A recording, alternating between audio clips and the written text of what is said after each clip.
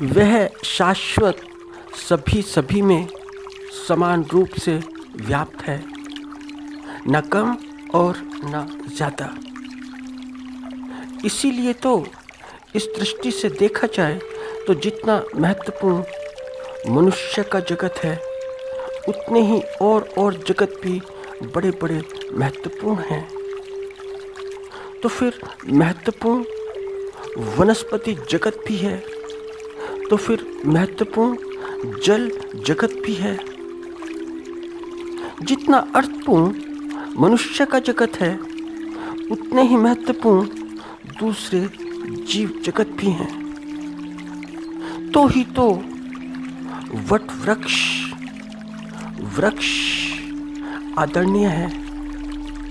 वृक्षों का आदर किया जाना चाहिए। तो ही तो पीपल का वृक्ष इतना पूजनीय है, होना ही चाहिए। तो ही तो तुलसी के पौधे की पूजा होती है, होनी चाहिए।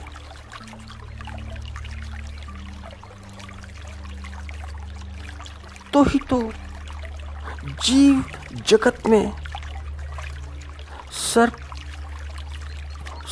की भी पूजा होती है, जो विषपूर्ण होता है, उस सर्प की भी पूजा होती है।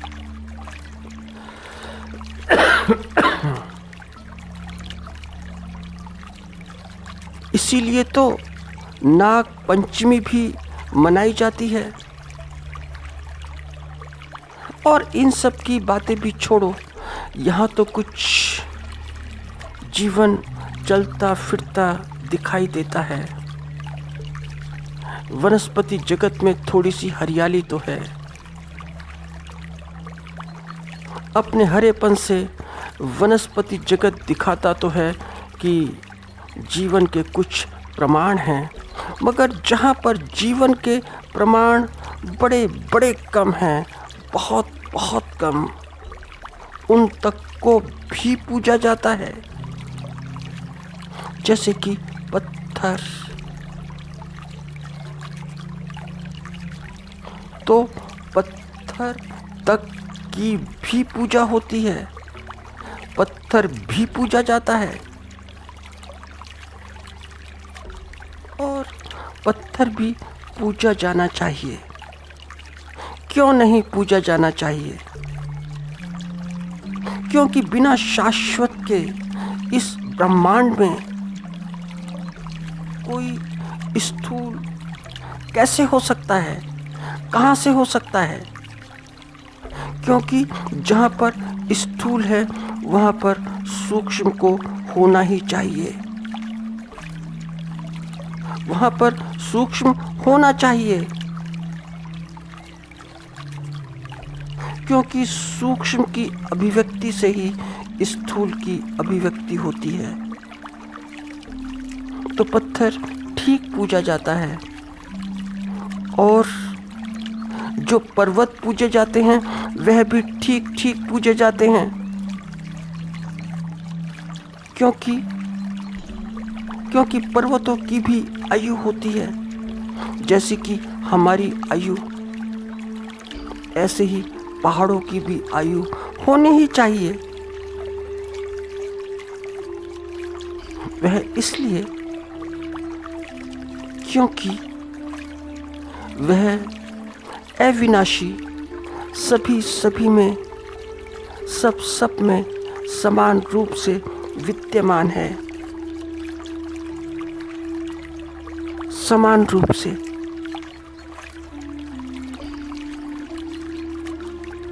किंतु मनुष्य बड़ा विचित्र प्राणी है, बड़ा विचित्र,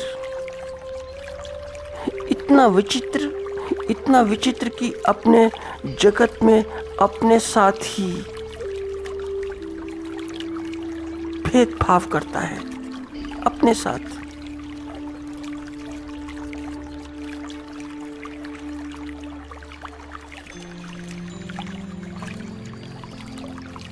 क्योंकि तुम देखो, इस समाज में इतना भेदभाव क्यों है? और किस लिए है?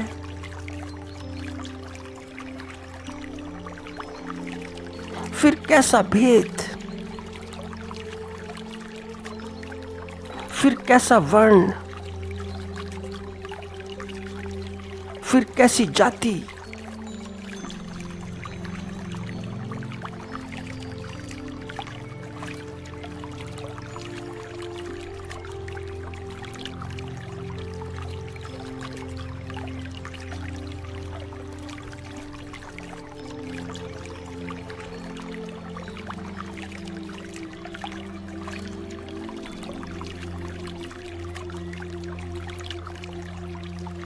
फिर कैसा नाम? मगर समाज में जातियों के भेद हैं। समाज में सारी की सारी जातियां मिलती हैं, जातिगत भेद हैं। समाज में पूरी की पूरी वर्ण व्यवस्था है, वर्णों की।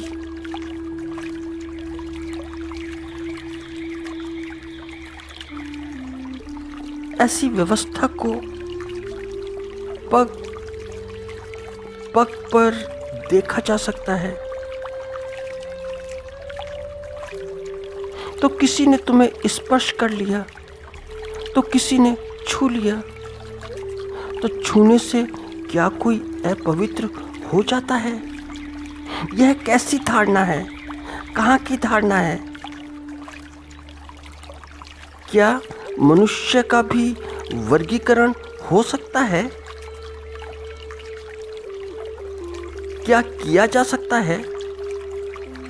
हम गलत बात सुनते हैं, हम गलत बात सुनने के आदी हैं। और क्योंकि गलत बात सुनने के हम इतने आदी हो चुके हैं कि वैसी ही हमारी धारणाएं बन जाती हैं कि मनुष्य का भी वर्गीकरण हो सकता है।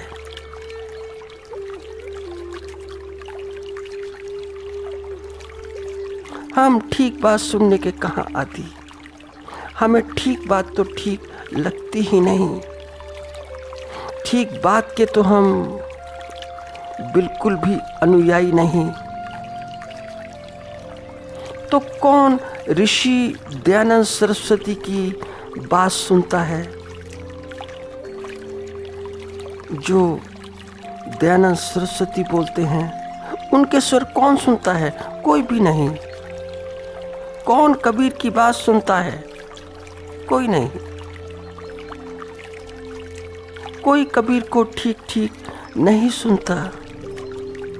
अगर हम इतने अच्छे श्रावक होते तो फिर बात ही क्या थी?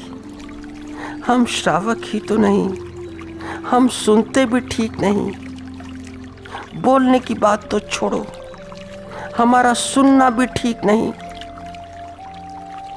तो कभी कभी तो शिष्य बहुत मामले में गुरु से भी बड़ा आगे हो जाता है। होना ही चाहिए, क्योंकि अगर ठीक शिष्य है तो जैसे कि संत कबीरदास और उनके गुरु रामानंद जी, संत रामानंद जी, वैष्णव रामानंद जी। तो कभी कभी तो ऐसा होता है कि शिष्य ही गुरु को पाठ पढ़ा देता है, सारे पाठ, और गुरु शिष्य से समझता है। जैसे कि कबीरदास जी ने संत रामानंद को पढ़ाया पाठ।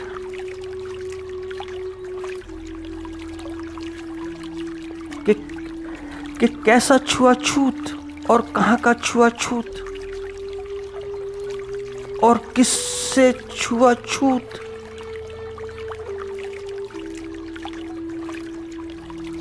कैसा भेदभाव और किससे भेदभाव? किससे? मनुष्य से?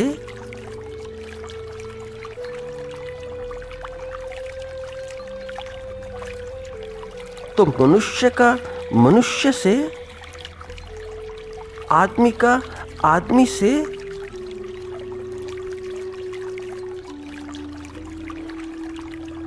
तो मुझे स्मरण आता है कि मैंने कहीं पढ़ा था एक बार कि आदि शंकराचार्य वे कहीं जा रहे थे। पुराने समय की बात है। उस समय कोई इतने कोई साधन नहीं थे, संसाधन नहीं थे, कुछ भी नहीं था। पैदल यात्राएं होती थीं। तो किसी मार्ग से जा रहे थे। तो हुआ क्या? कहते हैं कि भगवान शिव ने क्या काम किया कि चांडाल का रूप धारण किया। और चांडाल का रूप धारण करने के पश्चात वे उनके सामने प्रकट हुए और उन्हें छू दिया। बड़ी मार्मिक कथा है। ऐसा नहीं कि ऐसा हुआ हो या ना हुआ हो, मगर बात बड़ी मार्मिक है। तो छू दिया और जैसे ही छुआ तो शंकराचार्य को क्रोध आ गया, बड़ा क्रोध। और क्रोधित होकर वे चांडाल को फटकार लगाने लगे, बड़ी बड़ी फटकार। फटकार सुनने के पश्चात चांडाल बोला। चांडाल भी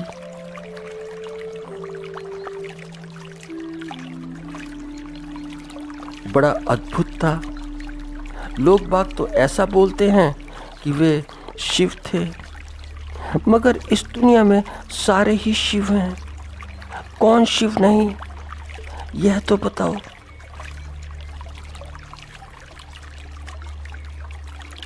खैर, जो भी हो, आगे की बात कुछ ऐसे चलती है कि चांडाल के वेश में शिव ने कहा, शिव ऐसा बोले कि आचार्य यह क्या? मैंने छू लिया आपको और आप तो यह कहते हैं आपकी सारी शिक्षा दीक्षा तो इस बात की है, यह है सारी शिक्षा दीक्षा कि ब्रह्म ही सत्य है।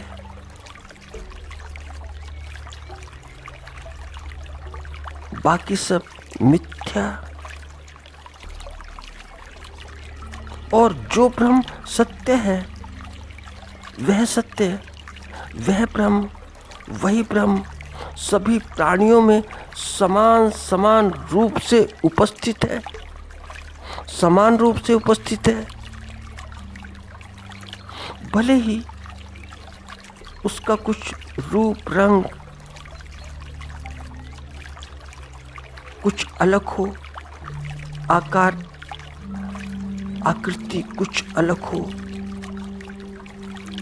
गुण कर्म शरीरों के कुछ अलग अलग हों, क्योंकि जितने भी शरीर इस जगत में होते हैं उनके गुण धर्म भिन्न भिन्न तो होते ही हैं, मगर वह तो सब में एक सा, एक जैसा, समान समान, इतना समान कि उसकी समानता में कोई अंतर नहीं। और जब वह सब शरीरों में समान समान रूप से विद्यमान है तो फिर ये भेदभाव क्यों? ऐसा भेदभाव क्यों? तो फिर ये जात पात क्यों?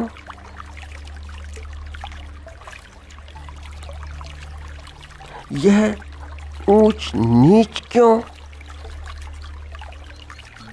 तो इसका अर्थ तो एक ही हुआ कि ब्रह्म के साथ में भेदभाव है। ब्रह्म के साथ, तो क्या ब्रह्म के साथ में जात पात हो सकती है? ब्रह्म के साथ में क्या ऊंच नीच हो सकता है?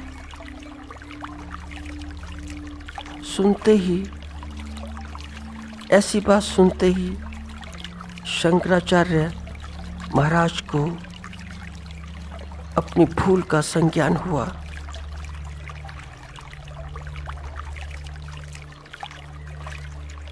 अपनी भूल का संज्ञान होना सत्य के और निकट निकट पहुंचने जैसा है।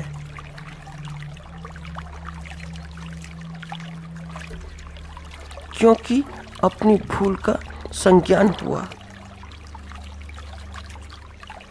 फिर वह भूल व्यक्ति की हो या समाज की या किसी जाति की। हमारी हिंदू जाति भी ऐसी ही है, हमारा हिंदू समाज भी ऐसा ही है। हिंदू समाज को अपनी इस भूल को अपनी ही आँख से देखना चाहिए, स्वयं की दृष्टि से, तो ही हिंदुस्तान का सार्वभौमिक विकास हो सकता है, नहीं तो कुछ भी नहीं हो सकता।